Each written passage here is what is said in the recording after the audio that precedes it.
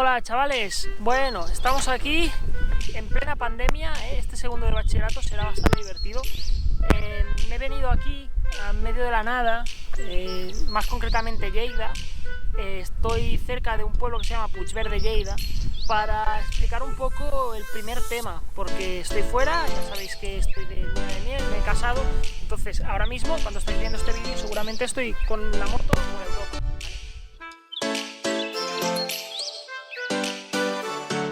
Lo primero que tenéis que saber es que gran parte del lenguaje es verbal, es decir, se utilizan palabras, aunque mucha importancia tiene el lenguaje no verbal, ¿vale? Entonces, en relación a esto tenéis que entender que cualquier palabra está compuesta de dos estructuras. La primera es el significante y luego el significado. Significante es cómo esta palabra se representa, es decir, los sonidos, pero también las letras que utiliza. ¿Vale? Esto es lo que ves. Y luego hay el significado, qué es lo que significa esa palabra. Por ejemplo, tenemos la palabra moto, ¿no? Pues M-O-T-O, moto, ¿vale? Esto es el significante, y lo que significa que es un vehículo pues, de dos ruedas, con un motor, esto sería el significado. Las palabras también se organizan con morfemas y lexemas. Lexemas es la parte de la palabra que no varía, ¿vale? Es decir, incluso un truco es coger otras variaciones de la misma palabra para ver qué parte de la palabra no cambia, ¿no? Y luego hay los morfemas, que estos pueden ser prefijos, es decir, una parte que va delante del lexema, infijos, que esto es lo que iría en el medio, y luego por último los sufijos, que es la parte que iría al final. E incluso todos los infinitivos tienen el mismo morfema final, ¿no? Que es el morfema que indica que es verbo, ar, oír, cantar, perder, reír.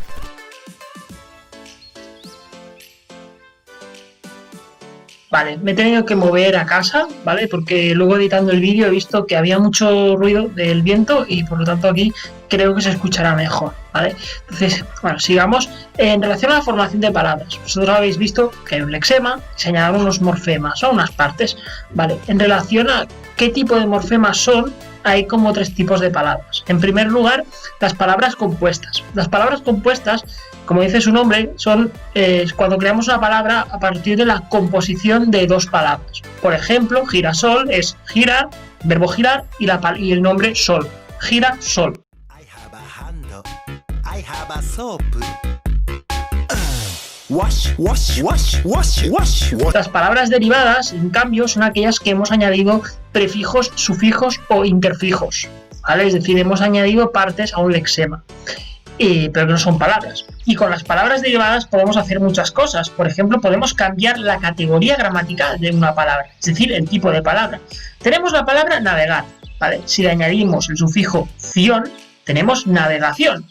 Navegar es un verbo, navegación es un sustantivo.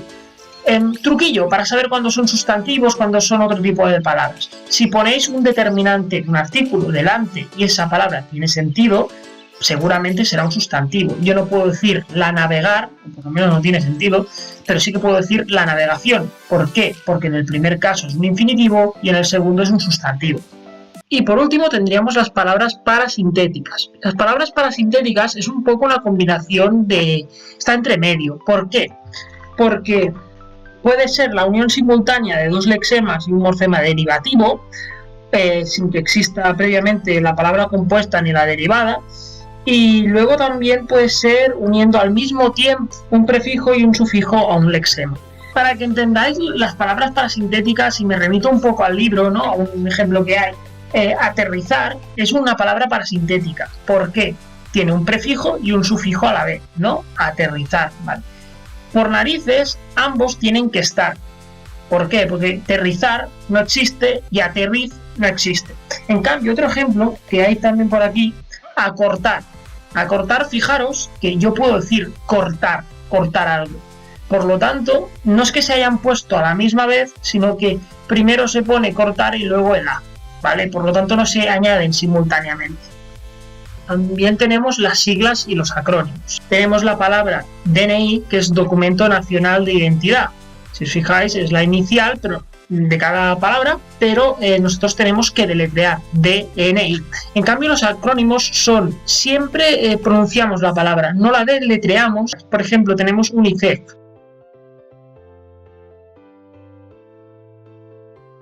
El lenguaje es un organismo vivo. ¿Qué quiere decir esto? Mirad, me he bajado hace un rato al congelador, ¿vale? Y diréis, ¿qué haces en el congelador? Lo he abierto, mirad, aquí unos guisantes, aquí unas patatas, aquí una pizza restaurante del Dr. Edgar, no me paga. ¿Qué narices he ido a buscar esto? ¿Vale? Porque las palabras no son piezas que ponemos en un congelador y no varían. Es decir, las palabras sufren una evolución a lo largo de la historia. Al mismo tiempo cambian las sociedades. No es lo mismo lo que significa ahora la palabra democracia que lo que significaba en, no sé, cuando las mujeres no podían votar.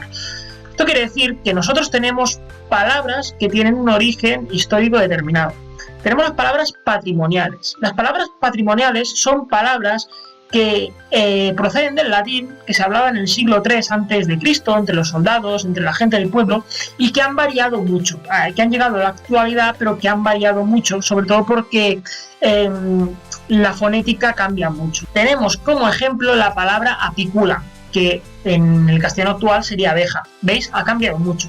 En cambio, hay otro tipo de palabras que son los cultismos. Y los cultismos sí que son palabras que proceden del latín igualmente, pero no han sufrido mucha evolución.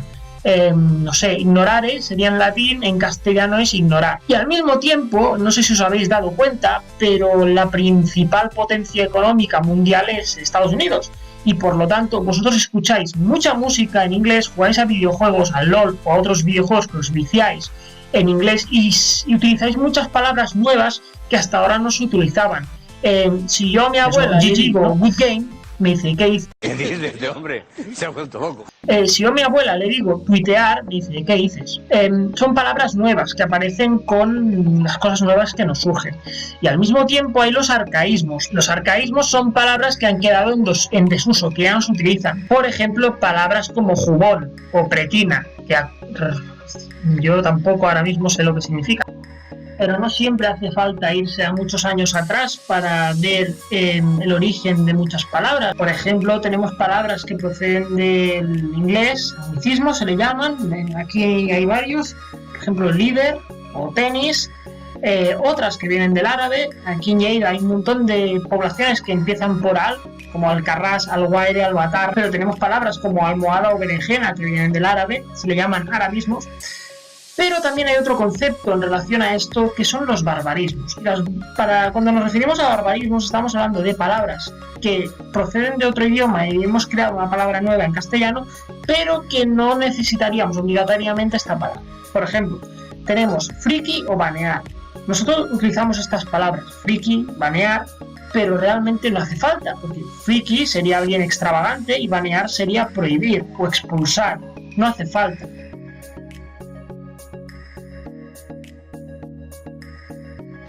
Hasta el momento lo que habéis visto son elementos del significante, es decir, de las composiciones de palabras. Pero ahora lo que vais a ver es más bien en relación al significado. En primer lugar, las palabras tienen siempre un significado denotativo y connotativo. Significado denotativo sería aquel que nosotros recogemos en el diccionario y sería la definición objetiva, es decir, más allá de los matices subjetivos, de los sentimientos o de las opiniones.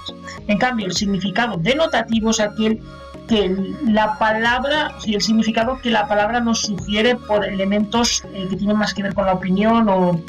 sí, la opinión.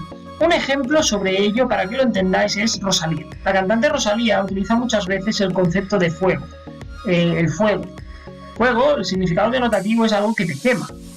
Bueno, no es esta la definición, pero ya me entendéis.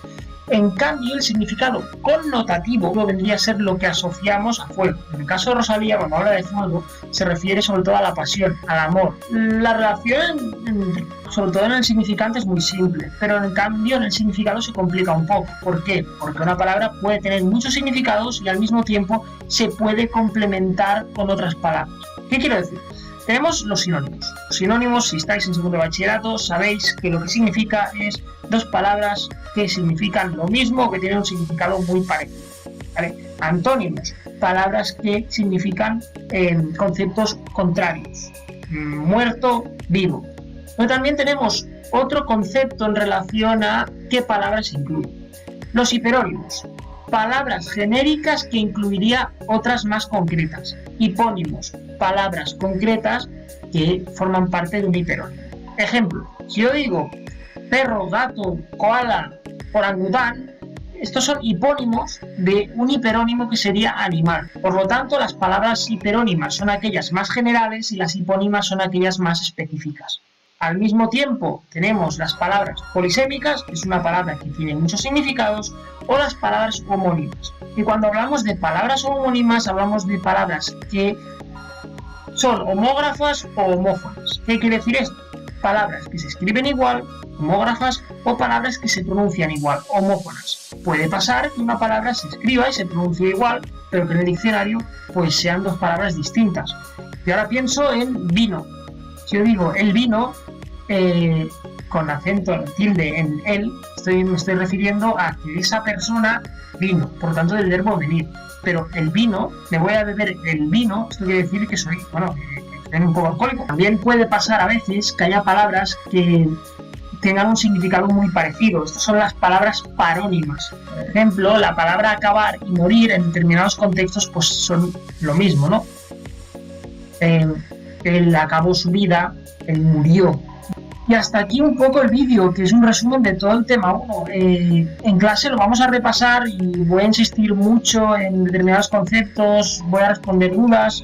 Por ahora quiero que os miréis este vídeo, que toméis apuntes y bueno, que podamos ir empezando este curso, que espero que sea apasionante. Y nada más, nos vemos en clase.